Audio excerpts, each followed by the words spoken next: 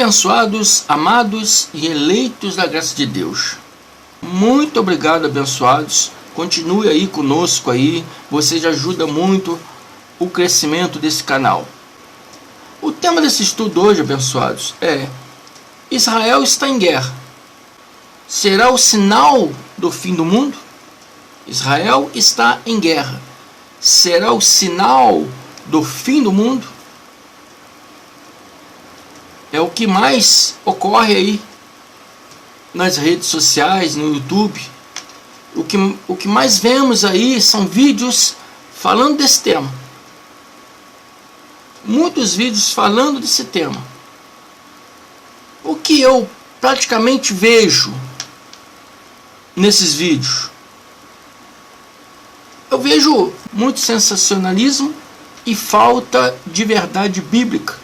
É o que eu vejo nesses vídeos que estão circulando pelo YouTube aí. Esses vídeos falando a respeito, né, desses acontecimentos lá em Israel. A Bíblia está falando de uma guerra, sim, abençoados. A Bíblia está falando sim de uma guerra em Mateus 24. Mas essa guerra que a Bíblia está se referindo não se trata da guerra nos nossos dias atuais, mas a guerra que aconteceu no ano 70 DC entre judeus e romanos. Amém? O que está relatado em Mateus 24, tudo que está relatado aqui, são coisas que não acontecerão, mas aconteceram naqueles tempos, naquelas épocas, com aquelas pessoas que viviam naquele tempo, entre o ano 30 ao ano 70 DC. Todas as coisas relatadas aqui são coisas que aconteceram aos judeus naqueles tempos.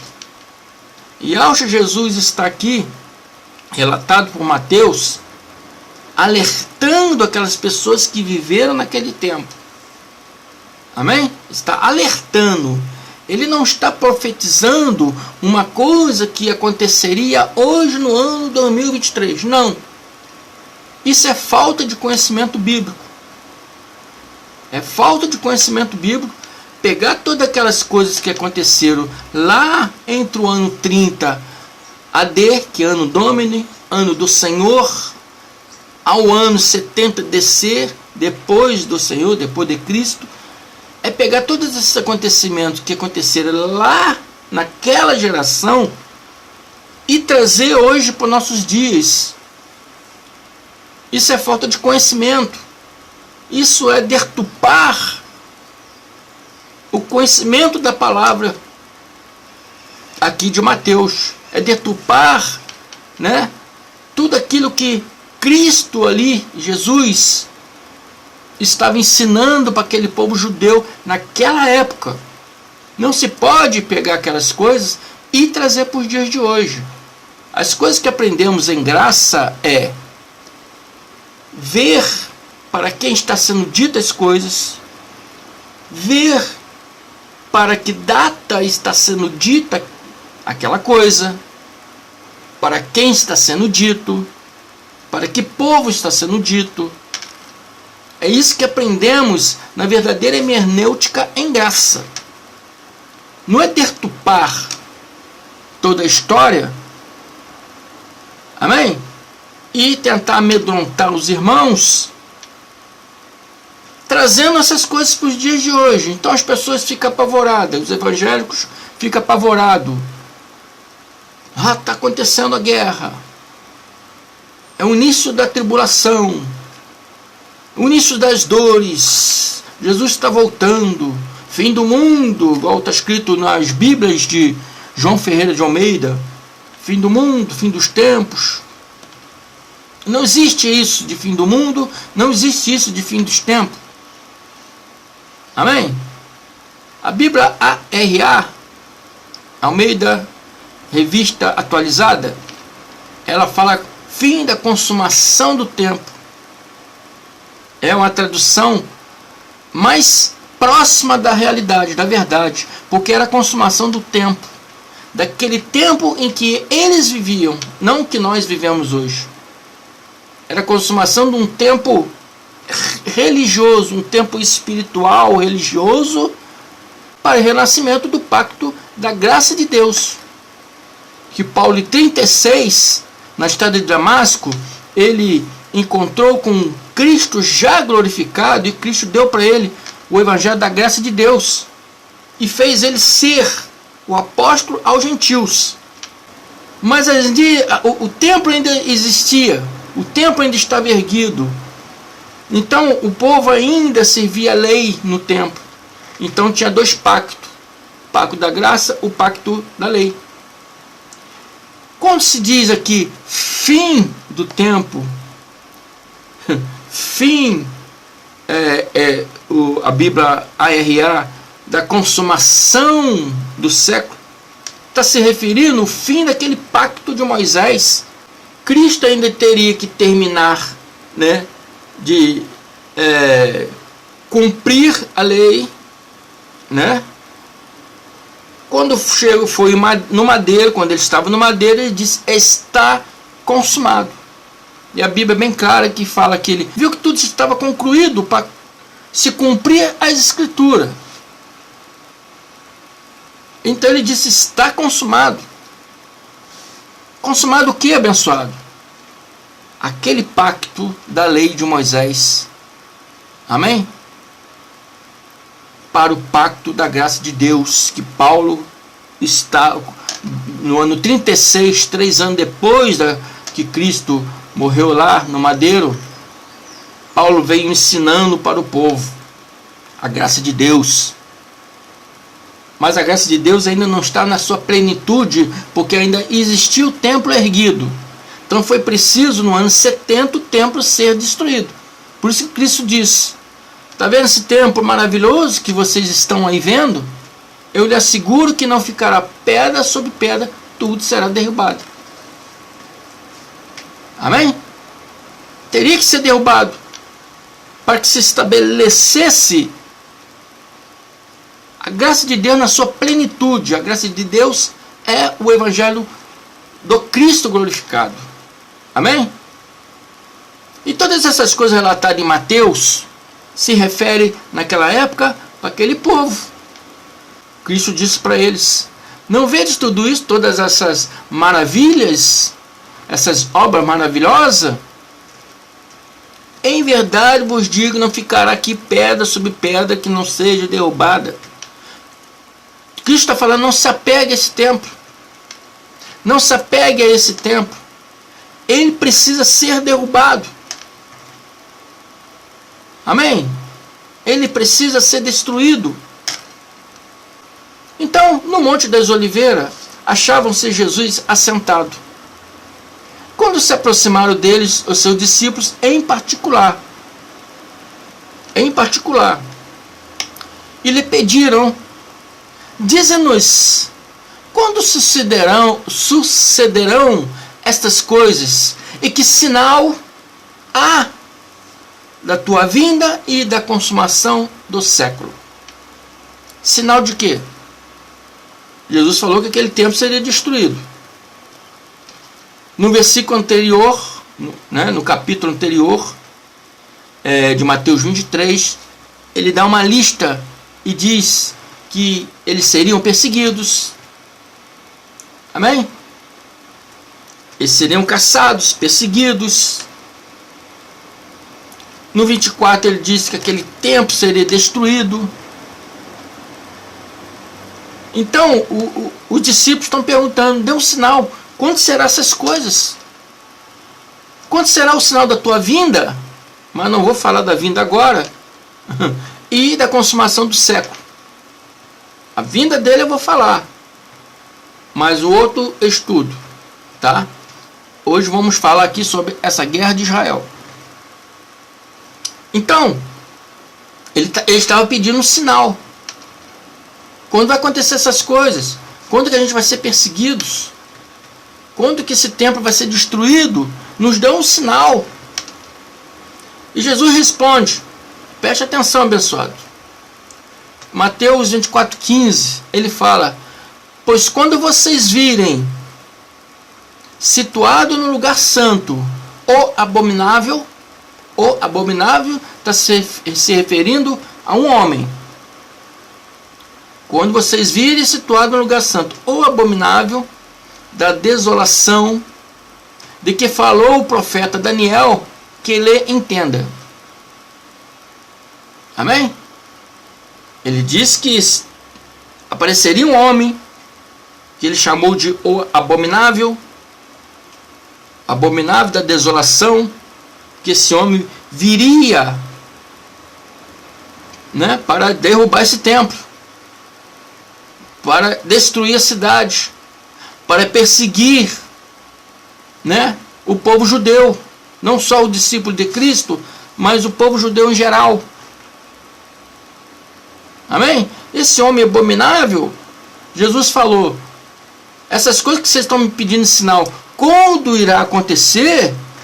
Irá acontecer quando o abominável da desolação vier. Quando vocês virem ele, saiba que esse é o dia. Amém? Sabe que esse é o dia. Então ele diz, quem estiver em sua casa, fuja para o campo. Quem estiver no campo, não volte para casa para buscar uma capa, uma roupa. Quem estiver em cima do telhado, não desça. Amém? Por que ele disse isso? Ai das grávidas, né? Porque seria dia de guerra, dia de perseguição, dia de tribulação. Orai para que não seja no dia de sábado, porque dia de sábado é sagrado para o judeu. O judeu não poderia sair de casa, não poderia sair da cidade, teria que ficar entre suas famílias.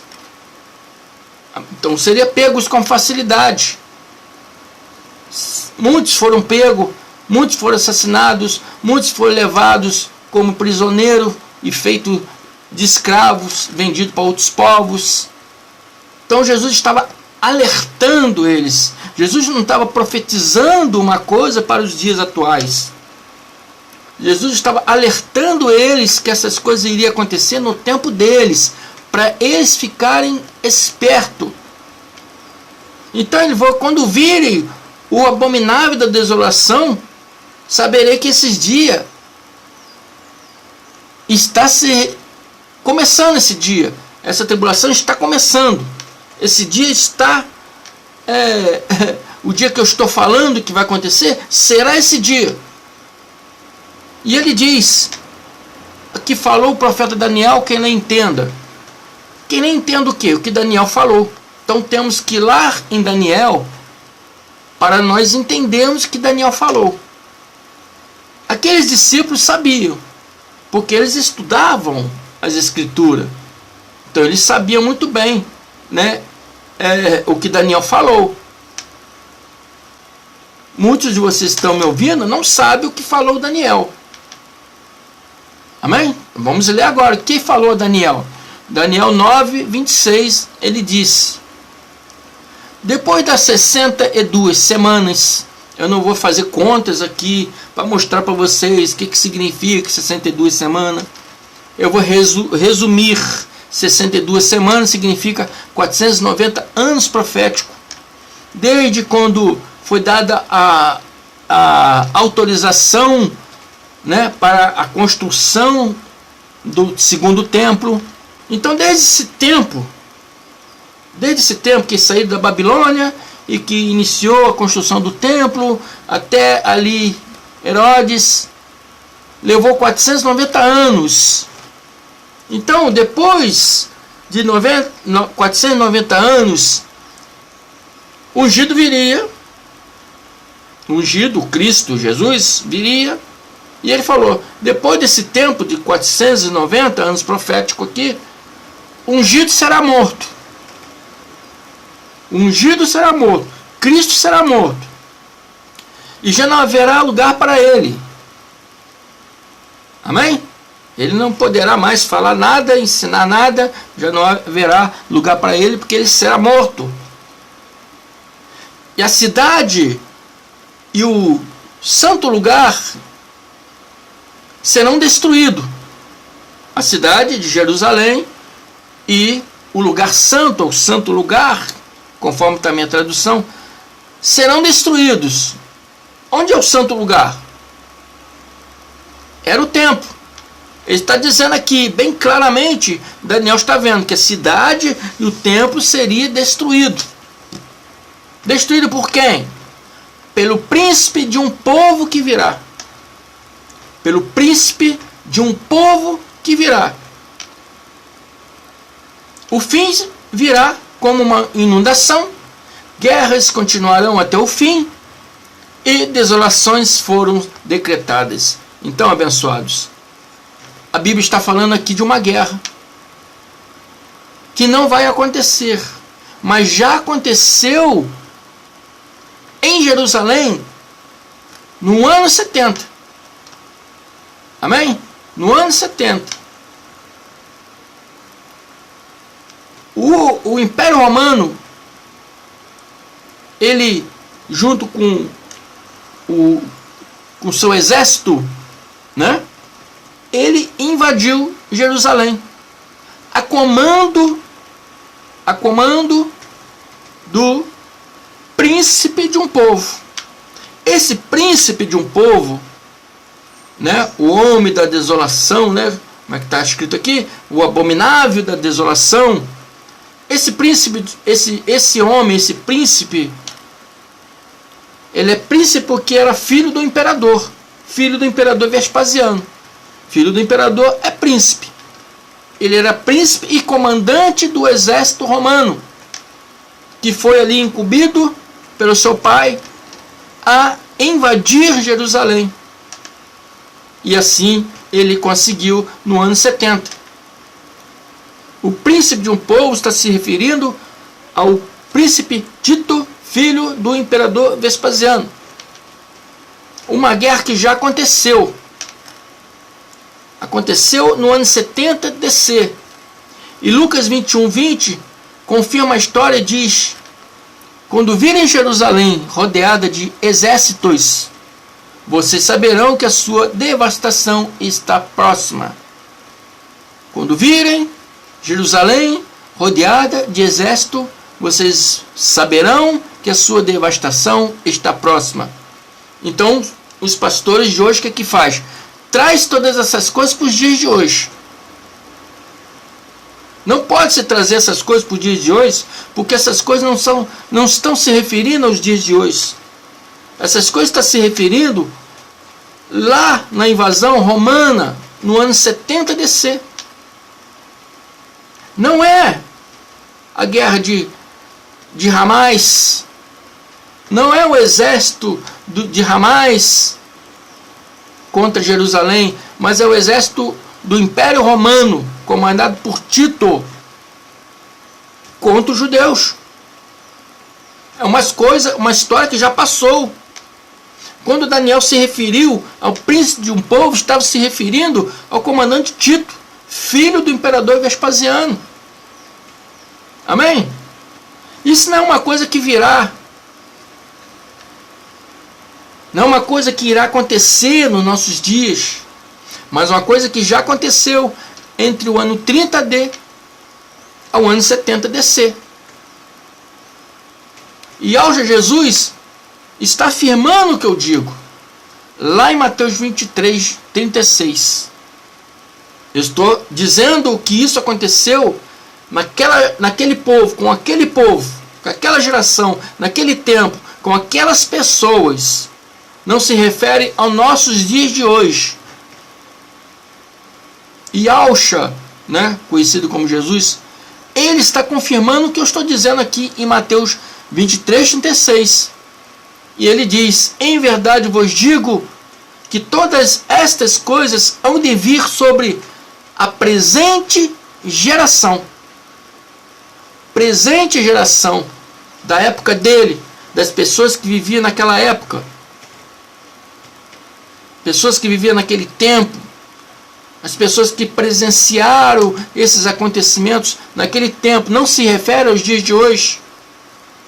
O abominável da desolação, o príncipe de um povo, o homem da perdição, o filho do pecado, como diz Paulo lá em Tessalonicense, já veio e destruiu Jerusalém, destruiu a cidade, destruiu Jerusalém, botou fogo em tudo.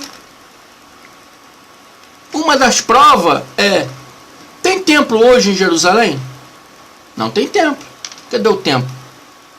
É mais uma prova física que esses acontecimentos aconteceram lá no ano 70 DC. É tanto confirmado na Bíblia, como é confirmado também na história. Entra aí no Google, pesquisa aí, né? Yosef Ben Matitial, mas coloca como é bem conhecido como Flávio Josefo. Coloca aí, Flávio Josefo e a destruição do templo em 70. Você vai ver toda essa história explicada lá. Vai ver bastante sites lá falando dessa história. Você vai ver que o irmão André não está mentindo.